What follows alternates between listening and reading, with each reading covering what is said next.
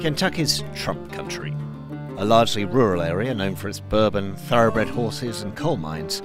Voters here chose Donald Trump over Hillary Clinton in last year's election by almost 60% to 35%. It was a famously bitter campaign, and one in which the role played by the country's increasingly polarised media came under more scrutiny than ever.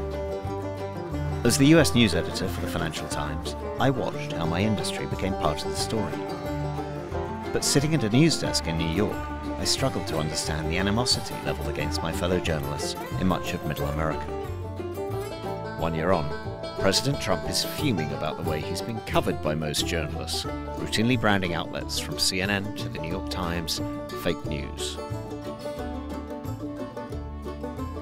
We will never be intimidated by the dishonest media corporations who will say anything and do anything to get people to watch their screens or to get people to buy their failing papers.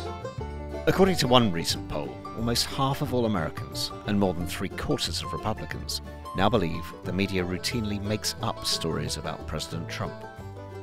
CNN, ABC, Fox, I'm going to say 75% of the stories are true, but the facts aren't in the story. It's personal opinion. For any journalist, this is hard to hear. So we've come to Bowling Green, Kentucky, to ask why Trump's fake news message has been so successful. We chose Bowling Green because in the early weeks of the Trump administration, it became an unwitting byword for fake news.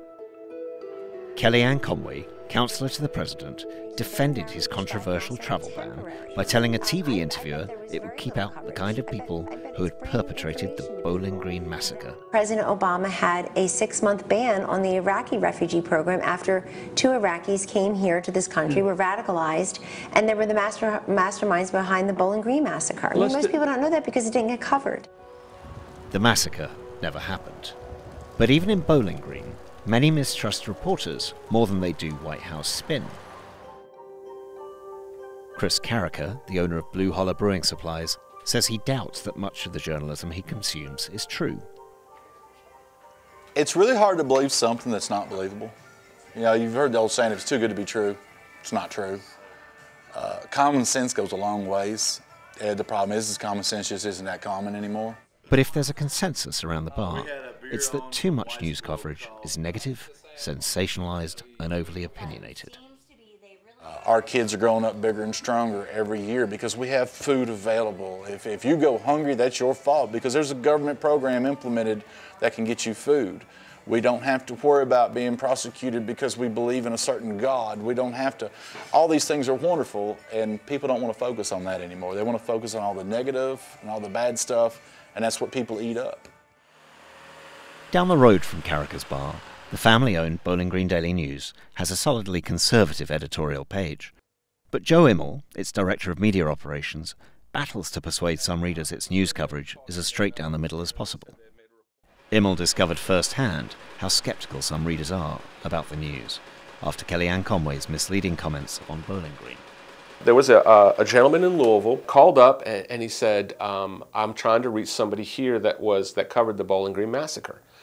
And I said, sir, I said, you've reached him. I was here covered as a photojournalist, and there was no massacre. There was no violence. Nobody died that day. It was. He said, well, are you sure, really? And I said, sir, please.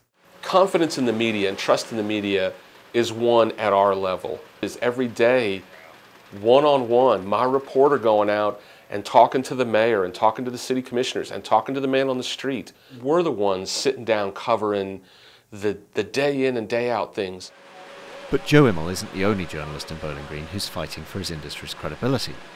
A short drive from the Daily News presses, we met a group of journalism students at Western Kentucky University who are contemplating careers in a profession that finds itself under attack. Here I am trying to get a degree and I'm trying to help people, and they're accusing me of just lying to them, but I'm not. You gotta understand, I'm just gotta get down the facts first. I asked Chuck Clark, who oversees the student paper, whether he thought his young reporters could change the fake news script and earn back the trust American journalism has lost. I think that war is winnable because ultimately this country will rise and fall on whether journalism survives, because there is no other independent check on power. There's little doubt that Donald Trump has managed to elevate conservative suspicions about mainstream national news coverage.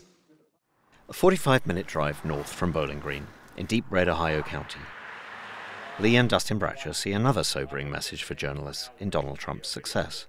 The two sons of a coal miner founded a hyperlocal news site called the Ohio County Monitor. Journalists may like to think of themselves as great communicators, but they tell me the media has simply failed to connect with Middle America in the way the president has. Donald Trump tapped into something that really sucked people in, and it, like I said, it could be that he was one of the first politicians in a long time that really spoke to them. And when you hear someone that really kind of speaks to you and tells you what you want to hear, and you're fired up and you're into it, it's almost like a religious experience, so to speak.